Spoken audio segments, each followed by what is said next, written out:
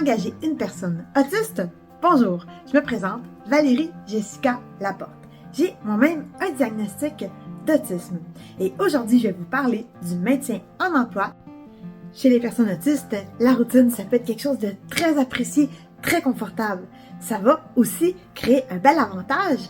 On va préférer, pour la plupart, demeurer plus longtemps dans notre emploi. On a un meilleur maintien que la population générale. Une fois qu'on est bien, on reste là. Enfin! Et il se peut fort bien qu'on n'ait pas le réflexe de réfléchir, est-ce que je suis à même de progresser? Est-ce que je peux apprendre de nouvelles tâches? Est-ce que mon poste peut évoluer?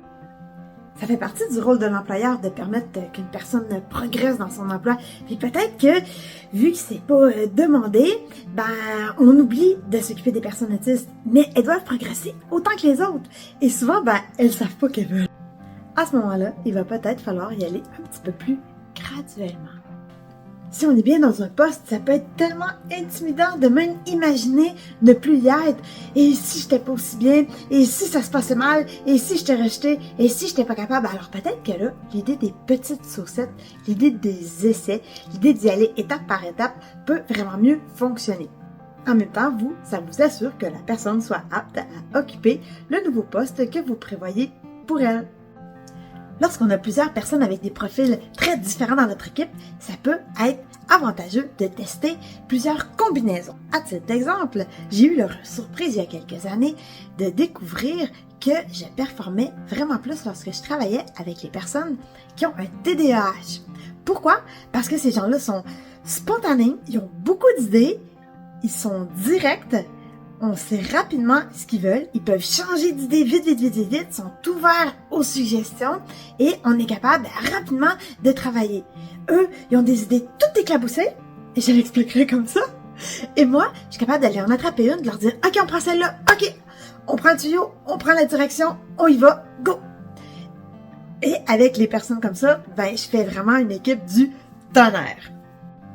Et pourtant, lorsque je communique par écrit avec une personne TDAH, souvent la communication va être plus difficile. Alors si je m'étais arrêtée à ça, j'aurais jamais su que lorsqu'on travaille en équipe de façon verbale, c'est méga efficace. Il a juste fallu que j'essaie une autre méthode pour me rendre compte que pour moi, c'était le duo gagnant. On est arrivé dans notre nouvel emploi et on a eu une merveilleuse personne qui nous a aidé à nous intégrer, qui a répondu à nos questions, qui nous a peut-être rassurés, quelqu'un qui nous a guidés, à qui on a fait appel quand même peut-être souvent, c'est la personne ressource. Il est fort possible qu'au fil du temps, on ait un peu cessé de faire appel à cette personne-là parce qu'on avait obtenu les réponses. Et là, nous-mêmes, en tant que personne autiste, on va avoir tendance à dire « j'en ai plus besoin » et l'employeur va probablement penser la même chose. Pourtant, c'est important de maintenir un lien.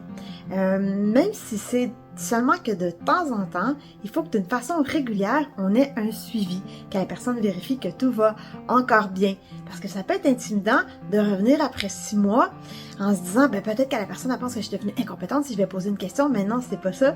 C'est que il arrive des nouvelles choses, il arrive des nouvelles interrogations, et il faut faire le suivi comme on ferait avec n'importe qui.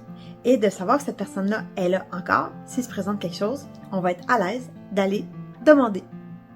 Et comme tout humain, on doit être évalué.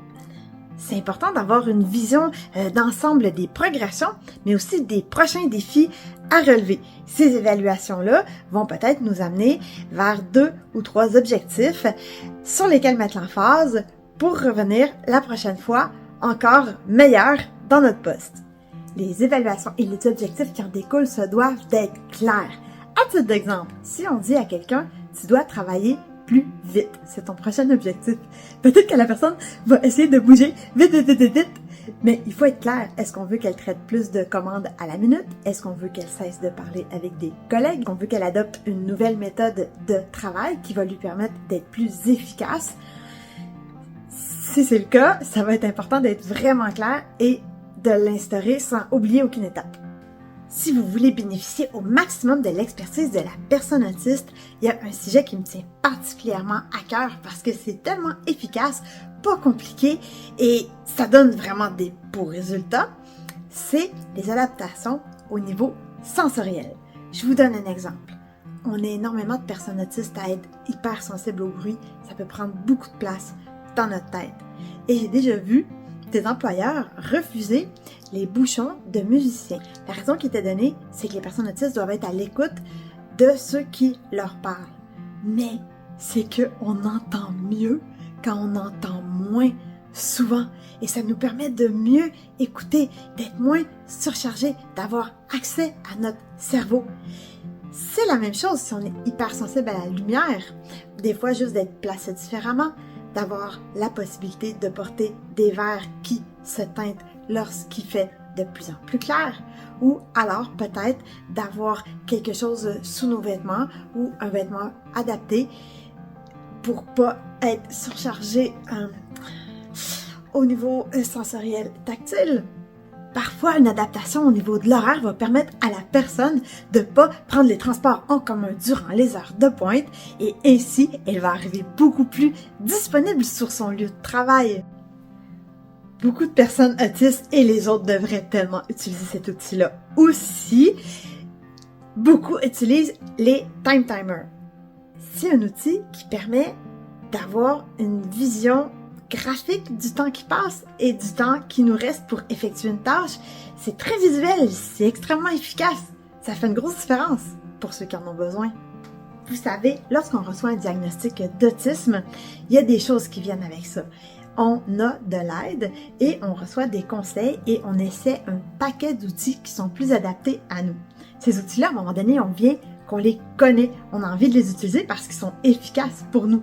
Donc, si on est habitué avec des outils et qu'on a envie de les utiliser au travail, c'est juste gagnant-gagnant.